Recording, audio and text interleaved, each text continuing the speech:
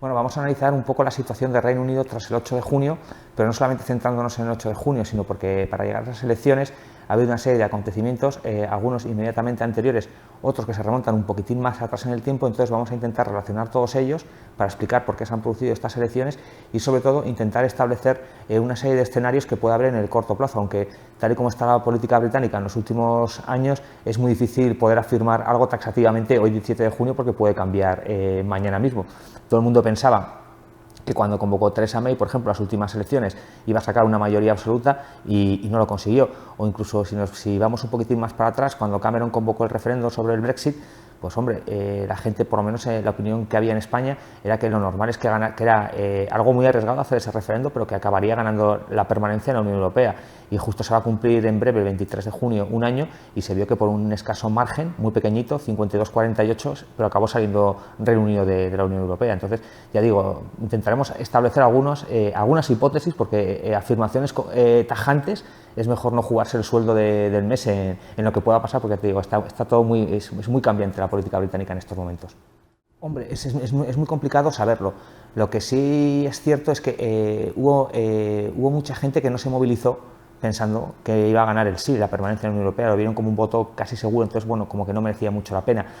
Otra gente que votó por marcharse de la Unión Europea se están dando cuenta, solamente habiendo pasado un año únicamente, que ha sido un voto arriesgado, que los enigmas y los peligros que había el 22 de junio de 2016 sobre el Reino Unido se han multiplicado un año después, estando fuera de la Unión Europea, y todo ello sin haber llevado a cabo las negociaciones, que van a ser bastante complicadas, como se está viendo.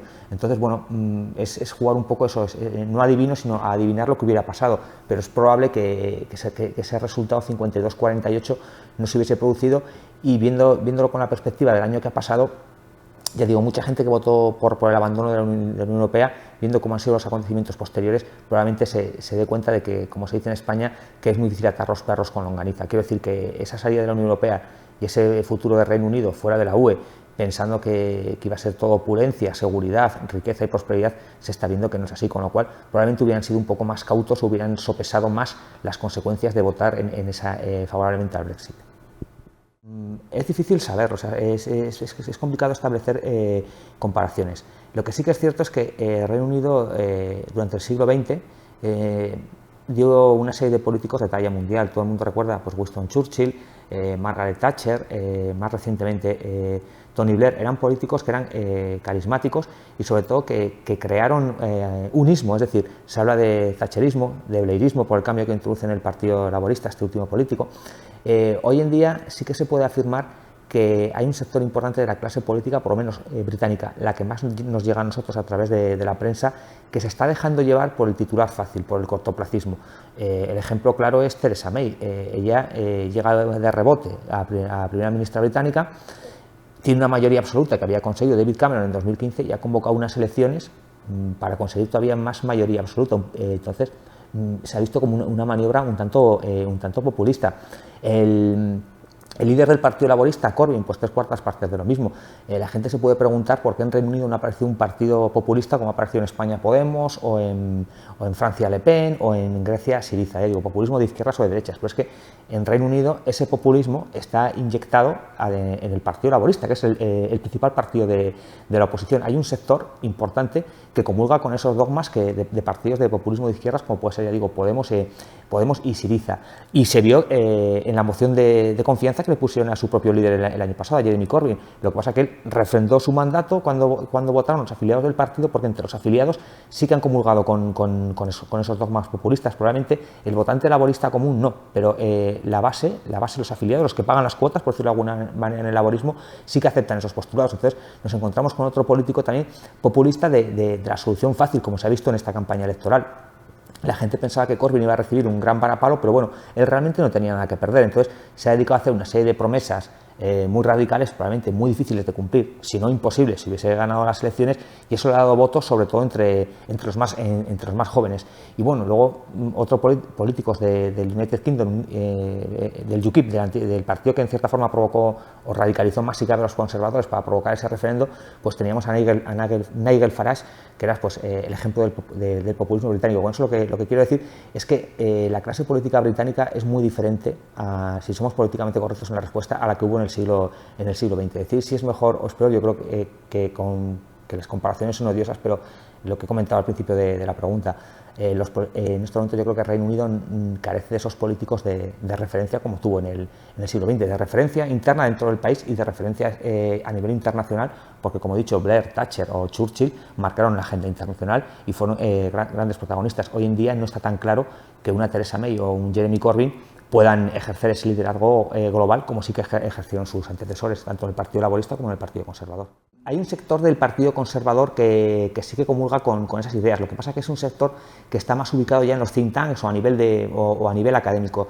Dentro del Partido Conservador sí que hay un alma liberal, un alma que es contraria a un Estado que controla a toda la sociedad, pero hoy en día yo creo que el Partido Conservador ha perdido ese empuje ideológico que le dio el thatcherismo, que supuso una reconfiguración ideológica del Partido Conservador en los años 70 y que acabó influyendo en el Partido Laborista. La modernización que hace Tony Blair, no digo que copie tal cual el credo del Partido Laborista, perdón, del Partido Conservador, pero sí que se basa en él. Entonces, ya digo, el thatcherismo en estos momentos, incluso entre las generaciones más jóvenes, Thatcher tampoco ha hecho mucho el Partido Conservador es una opinión mía, por proyectar sus ideas, cuando fue una política que ganó 3 elecciones consecutivas por mayoría absoluta. De la segunda mitad del siglo XX en adelante, junto con Churchill, es el gran referente del Partido Conservador. Sin embargo, ya digo, hoy en día dentro de los Tories, como se han vuelto tan pragmáticos y tan del corto plazo de ganar las elecciones, pues se han olvidado de esa figura que no solo fue importante por los triunfos electorales, sino por la inyección ideológica que dio al Partido Conservador, por la renovación del credo. Fue fundamental. Si todo sigue así, es probable, porque la campaña que hizo Theresa May desde que asumió el liderazgo o se convirtió en primera ministra británica ha tenido un toque populista bastante importante, con el cual intenta captar votos de todos los lados, de los jóvenes, de los viejos, de las distintas naciones que integran el Reino Unido. Entonces, el riesgo de eso es que intentes legislar para ver qué va a pasar al día siguiente, sin preocuparte por el medio o largo plazo. Es un riesgo que puede correr el Reino Unido y un riesgo que se acentúa con los interrogantes que suscita el Brexit. Es que el Brexit no es lo que pensaban muchos miembros del Partido Conservador, de que el Reino Unido iba a volver a ser la potencia dominante que fue en el siglo XIX, esa Inglaterra victoriana que controlaba el mundo. Es que estamos en el siglo XXI, no tiene nada que ver esa Inglaterra con el Reino Unido. Entonces, hay sociedades que optan por la receta populista cuando se encuentran con dificultades. Alemania en estos momentos, aunque ella no quiere ejercer de un líder en Europa, un líder político y un líder económico, es más una potencia. Se suele hablar de geoeconómicas, que se le denomina a Alemania, es decir, digamos una potencia pragmática. Lo que quiere es colocar sus exportaciones y un alto nivel un alto nivel económico. No tiene esas pretensiones de ejercer una influencia política, y sobre todo política, como las que puede tener Reino Unido, por ejemplo, las que puede tener Francia. Es, digamos, otra forma de hacer las cosas. Entonces, bueno, Alemania va a liderar esas negociaciones, pero la Unión Europea también ha advertido al Reino Unido que va a ser una negociación Reino Unido-Unión Europea, es decir, que no puede ir Reino Unido convenciendo individualmente al resto de Estados miembros para conseguir un acuerdo para limar asperezas, sino que se va a negociar Barnier, que es el comisario enviado, y los británicos. Evidentemente, Alemania va a tener mucho que decir en el acuerdo final. De hecho, cuando Cameron consiguió el referendo que se llevó a votación, Alemania fue con Alemania con la que más negoció, pero no solamente va a estar Alemania, va a estar la Unión Europea como un todo, porque tampoco a la Unión Europea le conviene, tampoco el proyecto europeo está pasando por sus mejores momentos. Tenemos los rescates relativamente cercanos a Grecia, a Portugal, a Irlanda, luego la crisis de los refugiados. Quiero decir, el proyecto europeo ya no es un proyecto tan atractivo como era hace 15 o 20 años, que todos los países de Europa, por ejemplo los excomunistas, querían entrar en masa, o España, Portugal quisieron entrar, era como la Arcadia feliz. Sin embargo, atraviesa el proyecto europeo, bajo mi punto de vista, por una etapa un tanto complicada, con lo cual cualquier cesión que se haga hacia los británicos que intenten desde fuera manejar la agenda europea puede ser mal percibida por el resto de Estados miembros. También se juega mucho Europa con el acuerdo que establezca con Reino Unido. Con esto lo que quiero decir también que es muy importante que, aunque el Reino Unido se quede fuera de la Unión Europea, es un socio con el que hay que tener en cuenta, aunque ya sean otro tipo de relaciones. ¿Por qué? Porque no podemos olvidarnos la importancia que tiene este país. Es decir, no se le puede intentar machacar como están pidiendo desde algunos sectores, es decir, que se vayan y vamos a darles un mal acuerdo. No, conviene tener un Reino Unido aliado, un Reino Unido amistoso.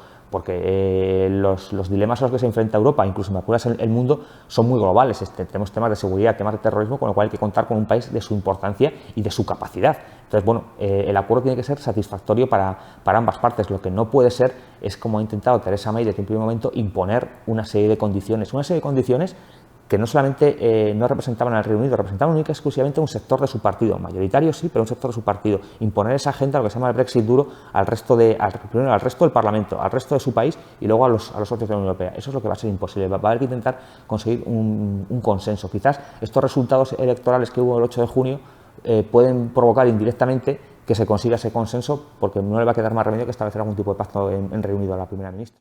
Yo sí que le recomendaría que yo tuve la oportunidad de estar hace tiempo, de estar un tiempo en Reino Unido. Me parece un país fascinante, tanto Inglaterra como Gales, que estuve menos tiempo, Escocia, que estuve también. Me parece un lugar fascinante y a cualquier persona que, sobre todo, que se dedican al ámbito de la investigación, les recomiendo investigación académica, les recomiendo que vayan para allá, porque es otra galaxia. O sea, el Reino Unido en ese sentido es una potencia, sabe tratar a la gente de la universidad.